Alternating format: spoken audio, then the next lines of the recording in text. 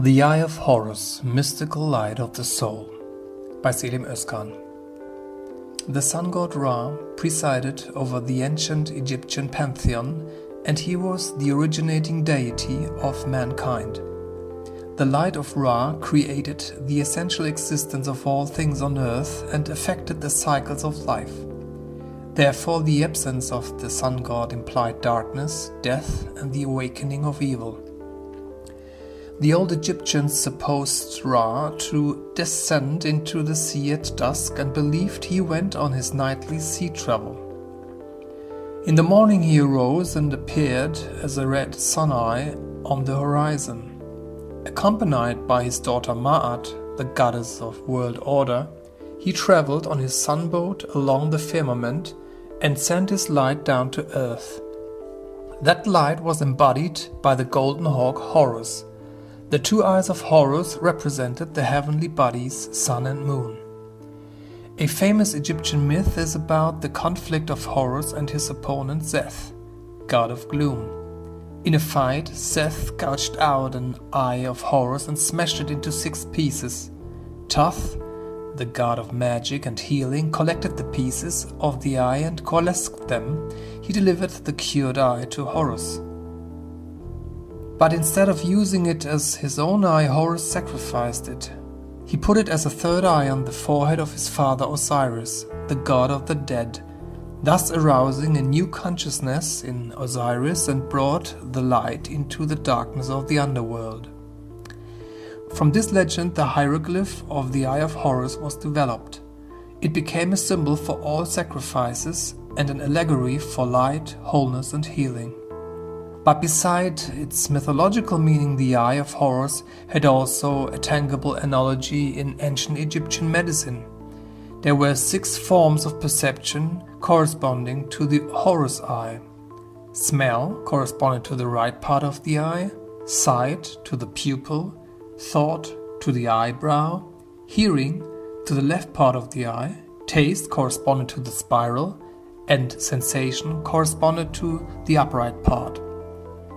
Additionally, all pieces had an according mathematical fraction: a half, right part of the eye; a quarter, pupil; an eighth, eyebrow; a 16th, left part of the eye; a 32nd, spiral; and a 64th, upright part.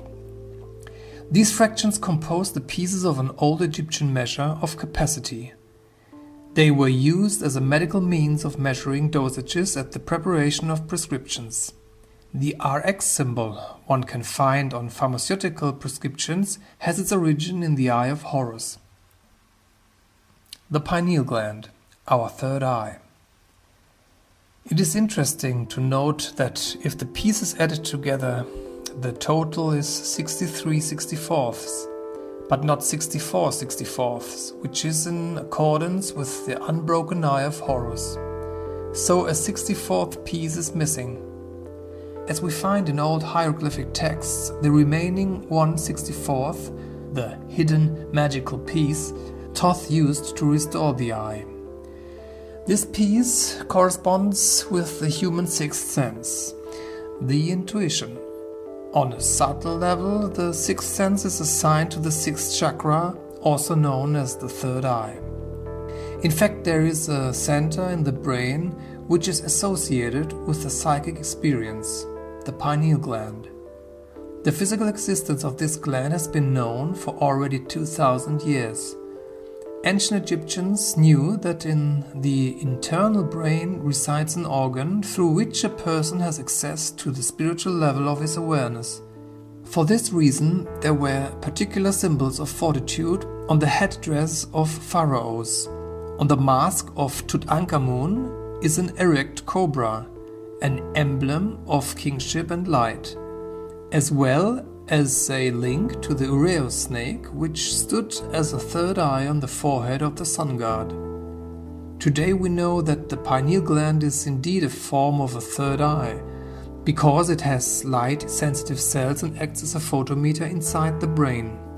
Through the hypothalamus, the distribution center of the brain, the light of eyesight is to be directed to various regions of the brain.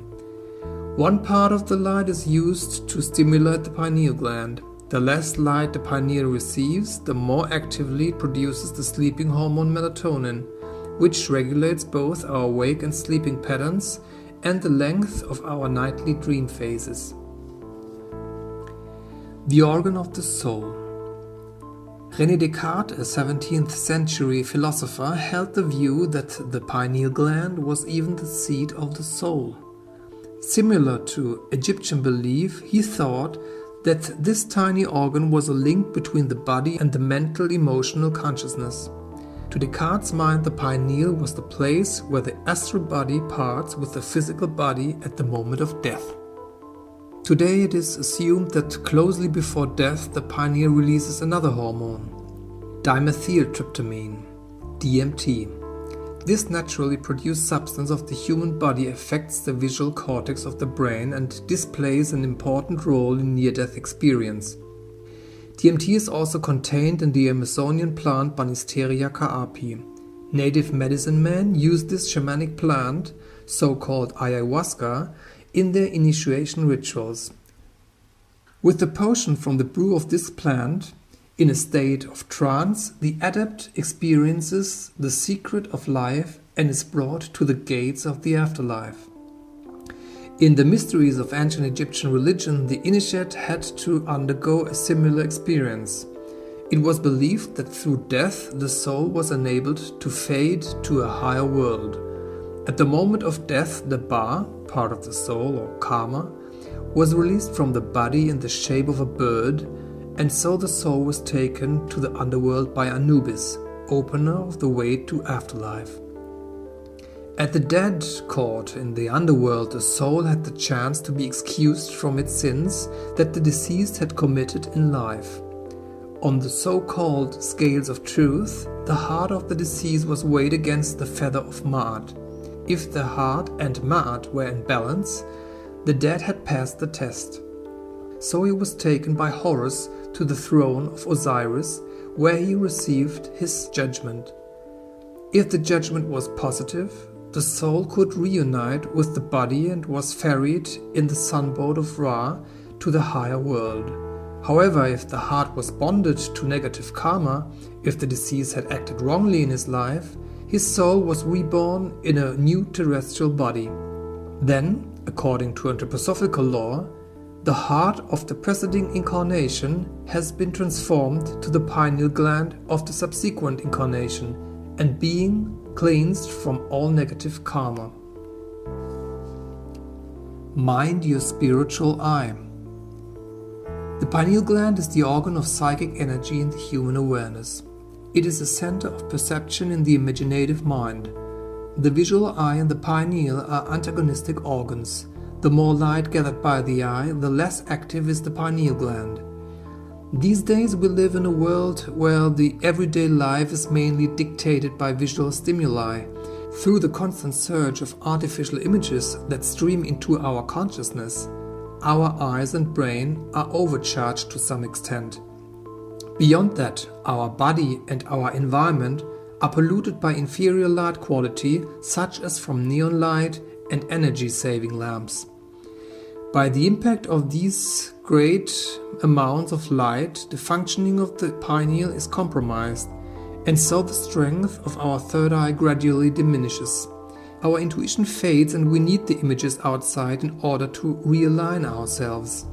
But as we can find in all Western and Eastern esoteric traditions, the high aim is to detach from these images in the outside and to learn to see with the inner eye. The light we see in the outside is only a reflection of the substantiality. The inner nature of the light of our soul is suppressed by everyday images.